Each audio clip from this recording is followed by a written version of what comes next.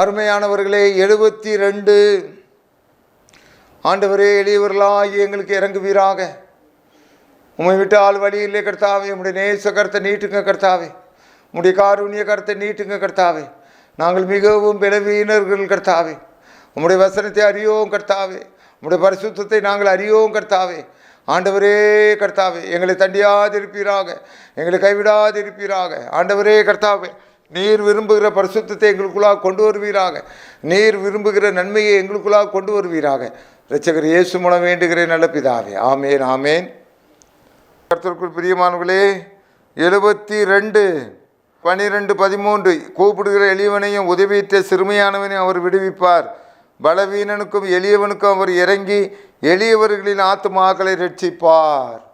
எளியவர்கள், கர்த்தருக்குள் பிரியமானவர்களே, இந்த உலகம் பொல்லாத உலகமாக இருக்கிறது. ஒருவரை ஒருவர் மிதித்து போடுகிற உலகமாக இருக்கிறது. நான் தான் வாழணும், நான் தான் சம்பாத்தியம் பண்ணணும், நான் தான் வீடு கட்டணும். அந்த எளியவனை நினைப்பார் இல்லை. ஆனால் கர்த்தருக்கு பிரியமானவர்களே, தேவன் திட்டவட்டமாக சொல்லுகிறார், எளியவர்களின் ஆத்துமாக்களை ரட்சிப்பார். ஒரு தேசத்திலே ஒரு வாசற்படியிலே ஒரு அருமையான ஐயா உட்கார்ந்துருந்தாங்க. அந்த அருமையான ஐயாவை பார்க்கின்ற பொழுது அவளுடைய மத சம்பிரதாயத்தின்படி வருகிற ஒரு தலைவருக்கு அவர் வணக்கம் செலுத்த மாட்டார். ஏனென்றால் இறைவன் ஒருவருக்கே வணக்கத்தை செலுத்துவாயாக என்று அவருடைய மதம் சொல்லுகிறது. ஆகவே அந்த மனிதன் கொக்கரித்தான்.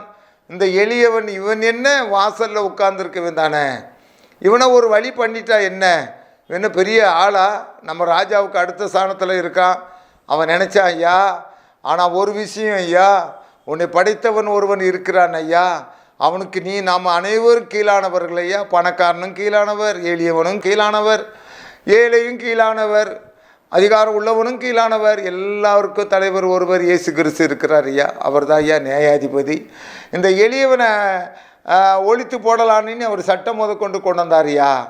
ஆனால் அந்த எளியவர் கையில் ஆண்டவர் அதிகாரத்தை கொடுத்து ஆண்டவர் ஒரு சுழற்சி பண்ணி அந்த அதிகாரமுடைய ஆகானுங்கிற ஆமானை கொண்டு போட்டாரியா. இன்னைக்கு நீ நினச்சிக்கிட்டு இருக்கலாம், ஒரு எளிய மேலே நீ கை வைக்க நான் சாதிச்சு விட்டேன்னு நினைக்கலாம். ஒருத்தர் வேதனையை வேலையை விட்டு எடுத்துட்டேன்னு நினைக்கலாம். தேவன் அவனுக்கு வாதாடுகிறார், தேவன் அவனுக்காக பரிந்து பேசுகிறார். ஆண்டவர் சொல்லுகிறார், உங்கள் தலையில் உள்ள மயிரெல்லாம் எண்ணப்பட்டிருக்கிறது. எல்லா தலையில் உள்ள மயிரெல்லாம் எண்ணப்பட்டிருக்குதுன்னா, நீ எளியவனை ஒரு ஜோடி காட்டுப்புறாவுக்காக ஒரு 10 ரூபாய்க்காக அவனை அடித்து விரட்டுறிய, அவனை மிதித்து காலுக்கு போட்டு மிதிக்கலான்னு நினைக்கிறியா? ஏழைக்கு இறங்குகிறவன் கர்த்தருக்கு கடன் கொடுக்கிறான். ஏழையின் மேலே கர்த்தர் கண்ணோக்கமாக இருக்கிறார். ஒரு வேட்டி ஒரு சட்டை போட்டு தான் ஏன் இருப்பார். அவன் ஒரு வேட்டி சட்டை ஒரு கிழிஞ்ச சட்டையை போட்டுட்டு அலைஞ்சிட்டு இருப்பான். ஒரு வேளை அந்த குடும்பத்தில் 3 பிள்ளை கூட கொடுக்கலாயா? அந்த குடும்பத்தினுடைய கண்காணிப்பு இறக்கம் தேவனுடைய சமூகத்தில் இருக்கிறதையா. அதிலிருந்து ஒருவன் ஆபிரகாம் லிங்கன் அமெரிக்க அதிபதி ஆனாரியா. மிகவும் தான் கஷ்டப்பட்ட ஆளியா, செருப்பு தச்ச தொழிலாளியா. ஆண்டவரை பிடிச்சாரியா, ஆண்டவர் தூக்குனாரியா.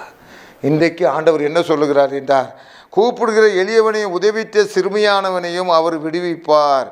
பலவீனனுக்கும் எளியவனுக்கும் அவர் இறங்கி எளியவர்களின் ஆத்துமாக்களை ரட்சிப்பார். எளியவர்களுக்காக வாதாடுகிறவர் ஒருவர் இருக்கிறார்.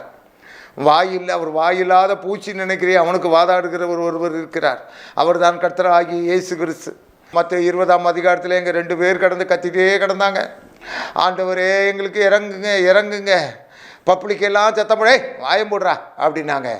ஆனால் ஏழைக்கு இறங்குற தேவன் அந்த இடத்துல நின்ட்டார். எப்பா, உங்களுக்கு நான் என்னப்பா செய்யணும்? எங்களுடைய கண்ணுக்கு பார்வை வேணும், உடனே கிளியர். அல்லேலூயா. இன்றைக்கும் எளியவனாக, இன்றைக்கும் என்னுடைய எதிர்காலத்தை எப்படி கொண்டு செல்வது, நான் வாழ்க்கையை எப்படி தீர்மானம் பண்ணுவது, வாழ்க்கையினுடைய ஓட்டத்தில் எப்படி ஓடி முடிப்பது? அன்பான சகோதரனே, வறுமையிலே பீடிக்கப்பட்டு இருக்கிறாயோ, வியாதியிலே பீடிக்கப்பட்டு இருக்கிறாயோ, நாட்களை நகர்த்துவதே உனக்கு பெரும்பாடாக இருக்கிறாங்க. உனக்காக ஒருவர் வந்திருக்கிறார், உனக்காக ஒருவர் பக்கத்தில் நின்று கொண்டிருக்கிறார். அவர் தான் இரட்சகராகிய இயேசு கிறிஸ்து. அவர் எளியவருடைய கண்ணீர்களை துடைக்கிறார். இன்றைக்கு உன் கண்ணீரை துடைத்து, மகனே அழாதே, மகளே அழாதே, உன்னுடைய ஒரே பையன் இப்படி போய்கொண்டிருக்கிறானோ, ஓடிக்கொண்டிருக்கிறானோ, உன்னுடைய ஒரே பையன் தாறுமாறாக ஓடிக்கொண்டிருக்கிறானோ, நான் திருத்தி உன்னுடைய சமூகத்திலே கொண்டு வந்து நிறுத்துவேன்.